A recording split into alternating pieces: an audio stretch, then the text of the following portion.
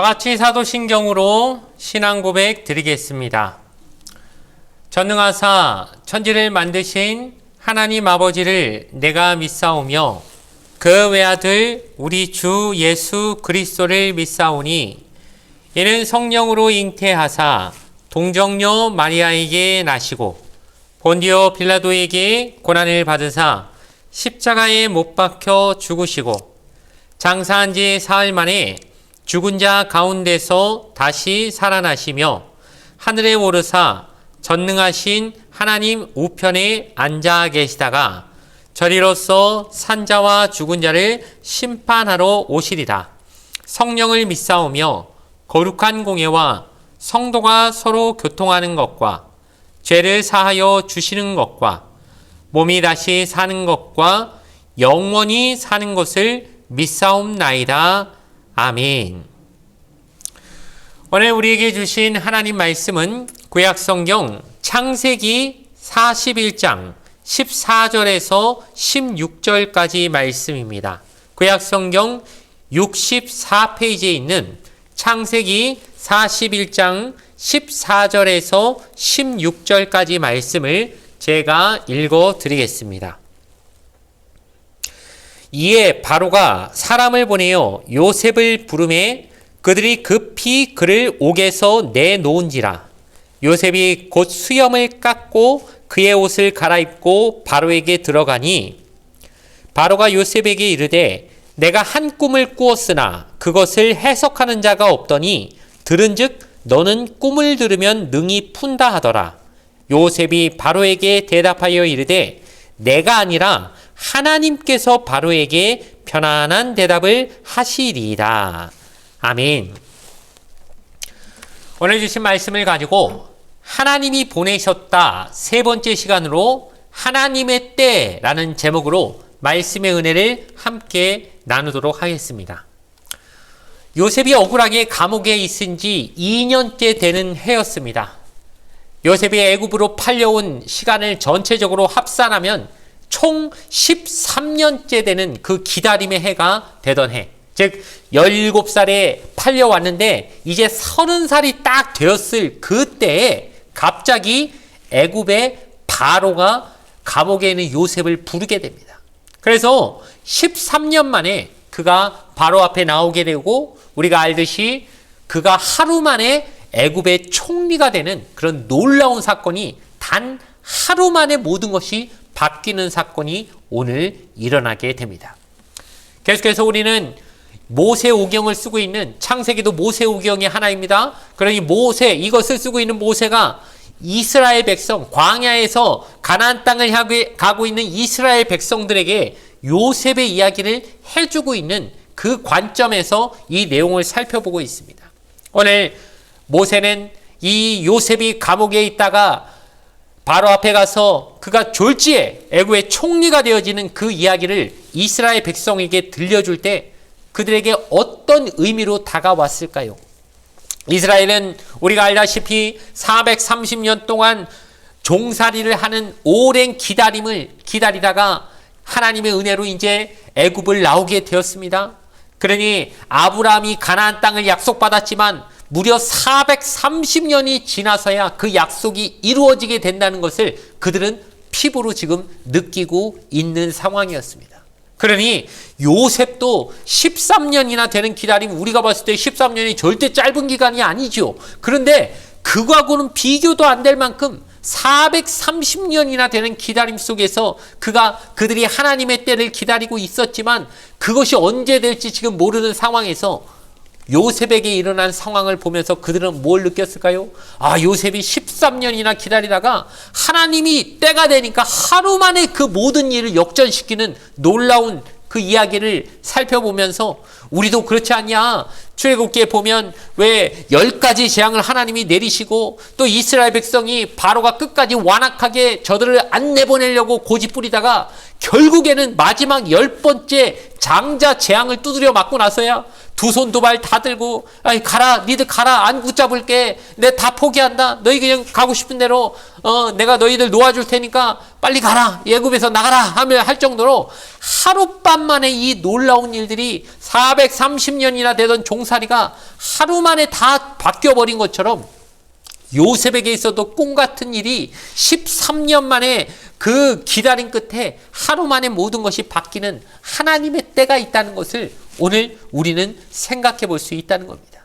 그러니 우리 인간 입장에선 참 오랜 기다림이지만 하나님은 하나님의 때를 준비하고 계십니다. 그때가 되면 뭐 오래 기다릴 것도 없이 하루 만에 한순간에도 그 모든 일이 바뀌어지니까 지금 아무리 길어 보이고 이 40년 광야 생활이 길어 보이고 막 걸어도 똑같지 않겠습니까? 그 땅이 그 땅 같고 광야가 뭐 여기도 모래 저기도 모래인데 이거 뭐 어딜 봐도 똑같은 이 땅을 계속해서 맴돌고 있는 그들의 눈에는 참 지루하게 보이겠지만 하나님의 때가 올 것이고 그때 너희는 그 젖과 꿀이 흐르는 약속의 가나안 땅에 들어가게 될 것이다 라고 하는 약속을 모세는 요셉의 이야기를 통해 그들에게 분명히 확신 있게 전했을 것입니다. 그렇다면 이제 요셉의 이야기를 본격적으로 다시 한번 살펴보길 바랍니다. 요셉은 지금 감옥에 억울하게 누명 쓰고 갇혀 있는데 애굽왕 바로가 요셉을 부르지 않습니까? 그러니 신하들이 가가지고 그를 감옥에서부터 꺼내는데 외모가 아주 그냥 볼품 없지요. 왜냐면 지금 뭐 감옥 안에 있으니 뭐 수염도 그냥 덥수룩하게 기르고 옷도 아주 너저분하지 않겠습니까? 그러니까 이런 모습으로는 왕 앞에 나갈 수 없다. 그러니 깨끗하게 씻긴 다음에 수염도 깎게 만들고 옷도 새 걸로 이렇게 갈아입혀 가지고 바로 앞에 대령을 합니다. 그랬더니 바로가 요셉한테 야, 내가 어제 무슨 꿈을 하나 꿨는데 아무도 내 주변에 있는 똑똑하다는 신하들 다 데리고 와도 도무지 이 꿈을 해석해 줄 능력이 있는 녀석이 하나도 없다. 그런데 내가 술 맡은 관원장 쟤한테 얘기 들어보니까 너가 그렇게 꿈을 잘 해석한다고 하더라. 내가 꾼 꿈을 너는 한번 그럼 풀어보겠느냐? 그렇게 말했더니 요셉이 그 이야기에 대해서 뭐라고 대답합니까? 우리가 잘 알듯이 왕이시여 그 꿈을 해석할 수 있는 능력은 저한테 없습니다. 제가 아니라 제가 섬기는 하나님께서 그 꿈을 오늘 당신에게 정확하게 뜻을 얘기해 주실 겁니다 라고 하면서 대답하는 내용을 우리가 살펴보게 될 것입니다. 그렇다면 먼저 그 바로가 꾼 꿈이 무엇인지 좀 생각해 볼 필요가 있죠. 바로가 꿈을 꿨는데 꿈에 보니까 그 살찐 암소 7마리가 있었는데 7마리 여인 암소가 갑자기 나타나더니 그 앞에 있던 살찐 것들을 삐쩍 마른 애들이 다 잡아먹어버리는 꿈을 꾸게 되었고, 두 번째는 또 좋은 이삭이 토실토실 그냥 잘 익은 그 이삭이 있었는데 아주 쭉정이밖에 안 되는 그런 이삭들이 갑자기 나타나더니 또 그 이삭들을 잘 익은 것들을 다 잡아먹어버리는 삼켜버리는 꿈을 바로가 꾼 것이죠. 그리고 놀라서 허들짝 깬 다음에 전국에 있는 애굽에 있는 그 모든 술사와 박사들 다 불러오게 한 다음에 자, 내 꿈을 한번 해석해봐라 명령을 내렸건만 그 아무도 그 꿈을 해석해 줄 수 있는 사람이 없었습니다. 그런데 이것을 이제 또한 모세가 이 말씀을 할 때 이스라엘 백성들한테 아마 이 얘기를 했을 겁니다. 야, 봐라, 애굽의 그 뛰어나다고 하는 박사나 술사들 다 머리 합쳐봐야 하나님의 그 역사를 저들이 절대 이해할 수가 없다. 인간의 짧은 지혜로는 인간사의 모든 역사들을 운행하고 계신 하나님의 그 깊은 계획을 역사를 주관하고 계신 분은 하나님이신데 저들이 절대 알 수가 없는 것이다. 그러니 너희도 생각해봐라. 지금 광야 40년을 왜 헤매고 있는지 이해가 안 되지. 무슨 의미인지 모르겠지. 우리의 미래가 어떻게 될지 암울하지. 그런데 인간의 지혜로는 절대 모르는 거니까 하나님만이 아시는 거니까 이걸 고민하고 니들이 머리 써서 풀어보려고 하지 마라. 하나님의 때가 분명히 있으니까 하나님 앞에 맡기고 우리는 이 광야를 하나님이 우리와 동행하신다는 걸 믿으면서 걸어나가면 되는 것이다. 이렇게 얘기했을 겁니다. 자, 이제 바로의 꿈을 듣고 난 요셉이 하나님의 능력을 통해 이 꿈을 해석해 줍니다. 이 꿈의 내용은 그렇지요. 먼저 7년은 풍년이 될 겁니다. 근데 그 다음에는 완전히 그 풍년을 깜막히 잊어먹을 만큼 아주 극심한 흉년이 또 7년 동안 연속으로 오게 될 것입니다.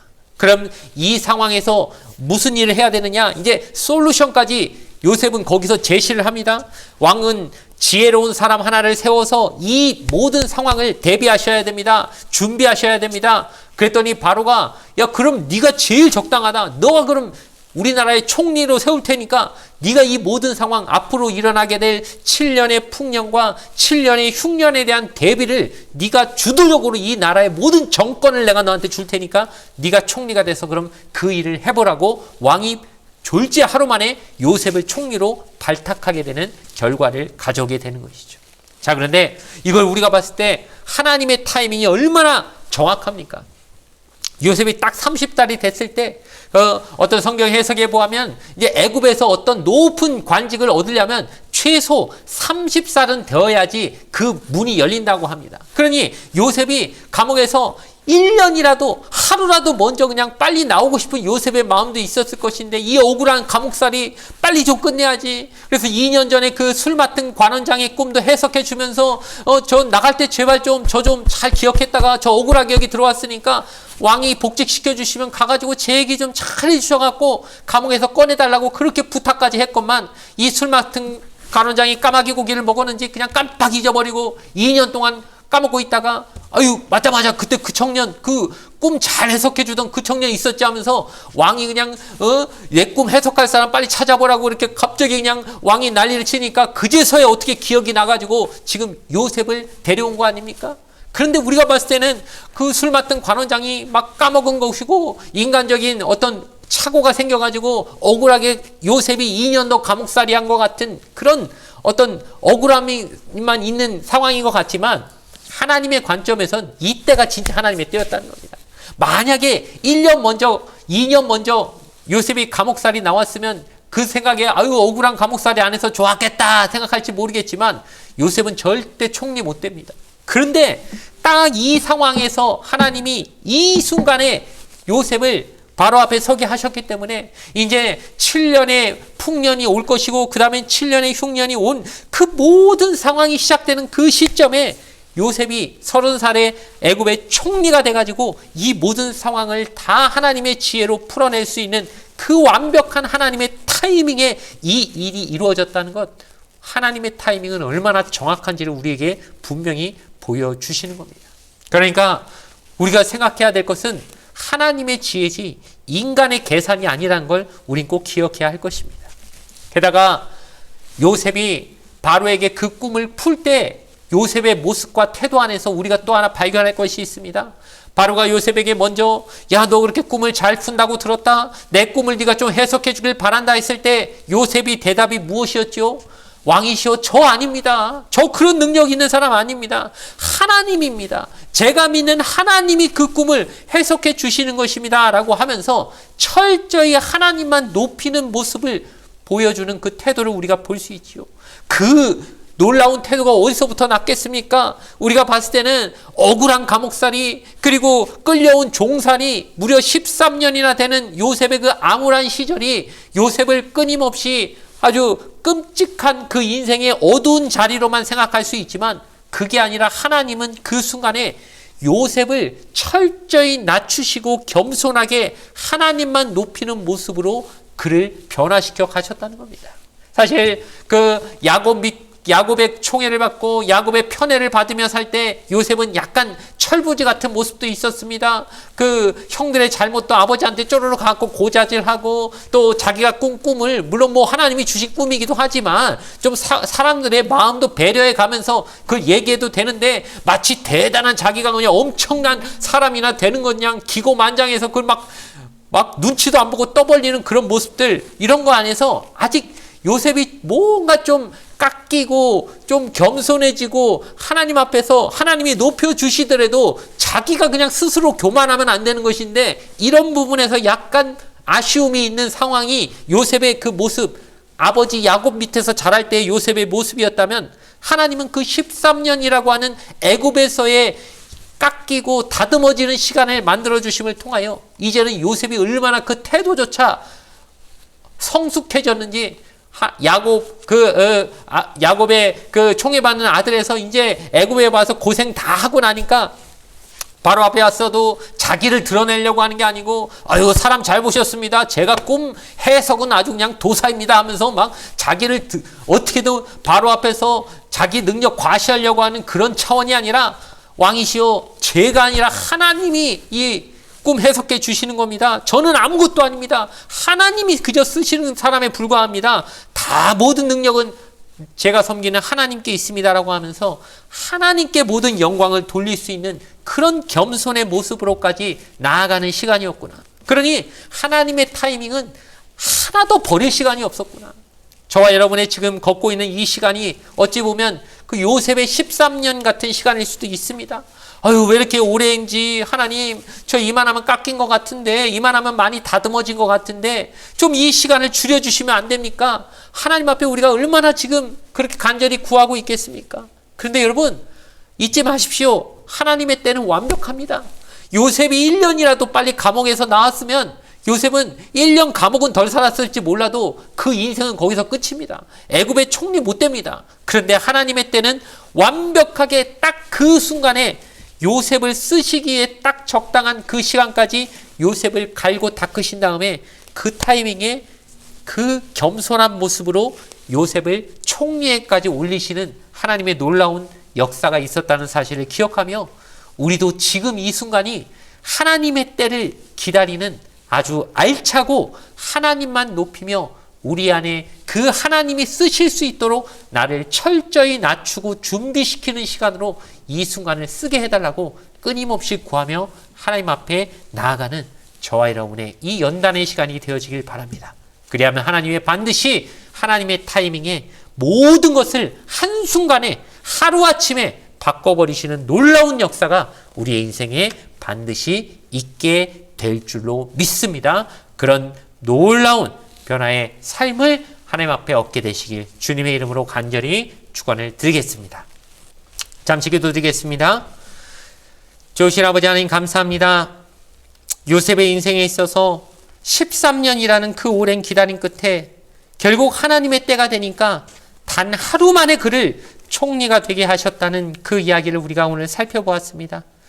우리도 이 기다림의 시간들 너무 오래고, 때로는 하나님이 날 잊어버리셨나 싶을 만치 내가 하나님 앞에 아무것도 아닌 것처럼 그렇게 철저히 낮은 모습으로 살아야 되는 기간이 우리한테도 있습니다. 그러나 주님, 하나님의 때는 분명하고 완벽한 때라는 것을 믿게 하여 주시옵소서.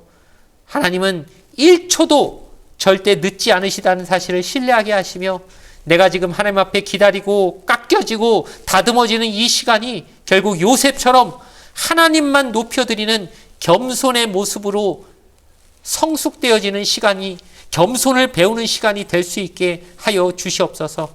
그리하여 내가 하는 것이 아닙니다. 하나님께서 하시는 것입니다. 이 고백이 자연스럽게 내 입술에서부터 나오는 삶이 되게 하여 주시옵소서. 감사드리며 예수님의 이름으로 기도드리옵나이다.